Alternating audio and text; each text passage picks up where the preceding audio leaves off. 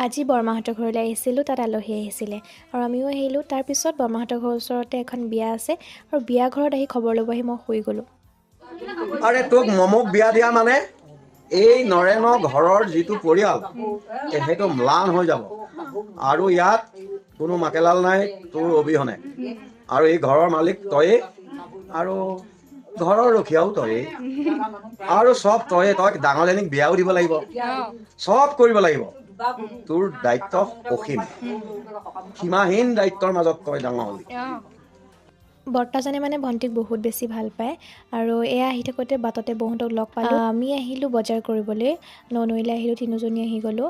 আমাৰ ননৈ শ'লমাৰী বজাৰৰ ওচৰত কিন্তু এখন ধুনীয়াকৈ মামা বজাৰ বহিছে। এয়া কেতিয়াবা আপোনালোকক দেখাম হা ব্লগ আনি। আৰু এয়া পিনাট বাটাৰ আৰু ব্ৰেড ভণ্টিয়ে ঠিক কৰি আছে। এই বছৰ আৰম্ভণিতে বহুত বিয়া খাইছোঁ আৰু আহি আছে নেক্সট ভিডিঅ'ত বিয়া ভিডিঅ', গতিকে ছাবস্ক্ৰাইব কৰি থ'ব। আজিলৈ আহিছোঁ, বাই।